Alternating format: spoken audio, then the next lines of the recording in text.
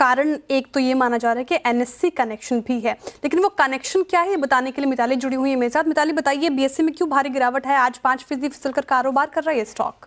जी, आज बीएसई में काफ़ी गिरावट देखने को मिल रही है। दरअसल एनएससी का एक सर्कुलर कल जारी हुआ है जहां उन्होंने जो उनकी वीकली एक्सपायरी है वो थर्सडे से अब हटाकर मंडे को कर दिया। यहाँ पे वीकली एक्सपायरी ही नहीं बल्कि जो मंथली एक्सपायरी है वो भी जो पहले थर्सडे को हुआ करती थी, दोनों को हटाकर अब उन्होंने मंडे को कर दिया है। और इसका जो असर है ये माना जा रहा है कि हमें बीएसई के वॉल्यूम्स पर देखने को मिलेगा, क्योंकि बीएसई की अभी की जो एक्सपायरी है वो मोस्टली ट्यूसडे को होती है एक्सचेंज की।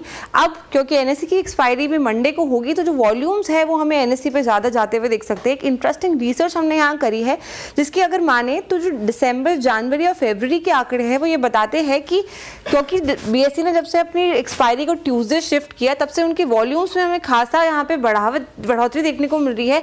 0.12 लाख करोड़ का जो फिगर है वो बढ़ते बढ़ते 3.62 लाख करोड़ के टर्नओवर के आसपास आता हुआ दिखाई दिया है। ये जो फिगर्स है ये मंथली इनकी एक्सपायरीज के एवरेज फिगर्स है। और अगर आप एनएससी में देखेंगे तो मोटा मोटी तीनों महीनों के एवरेजेस यहाँ पे सेम ही रहे हैं। तो इस रुख को, इस अट्रैक्शन को अब एनएससी भी भाप गया है और शायद यही वजह है कि उन्होंने अपनी जो मंथली एक्सपायरी है वो अब थर्सडे से हटाकर मंडे को कर दी है। तो अब ये जो वॉल्यूम्स बीएसई पे ट्रेड हो रही थी ऐसा माना जा रहा है कि अब ये एनएससी पे देखने को मिल सकती है, जिसके कारण आज बीएसई के शेयर में काफी दबाव देखने को मिल रहा है। इसके अलावा अगर एफएनओ की बात करें तो सेबी ने 4 अक्टूबर को एक सर्कुलर जारी किया था जिसमें लिखा था कि कुछ स्ट्रिक्टर रेगुलेशंस वो जारी करेंगे ताकि स्पेकुलेटेड ट्रेडिंग को रोक सके।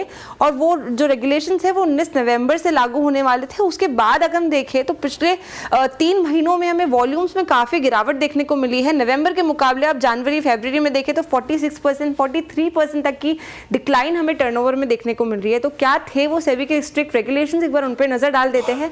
तो सेबी का कहना था कि जो मार्जिन है वो एडिशनली चार्ज किए जाएंगे, पहले से कंपैरेटिवली ज़्यादा मार्जिन चार्ज कर सकता है सेबी। उसके अलावा जो कॉन्ट्रैक्ट की एक्सपायरी है पर एक्सचेंज एक ही वीकली एक्सपायरी बीएसई और एनएससी की कर दी, बाकी सारी एक्सपायरीज को मंथली शिफ्ट कर दिया।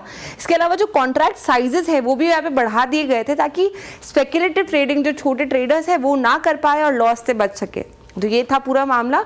और बीएसई के शेयर्स में आज मोस्टली एनएससी के कारण ही हमें दबाव देखने को मिल रहा है। वीकली एक्सपायरी का ही एक जो चक्कर है वो सामने आ रहा है। बिल्कुल, वॉल्यूम शिफ्ट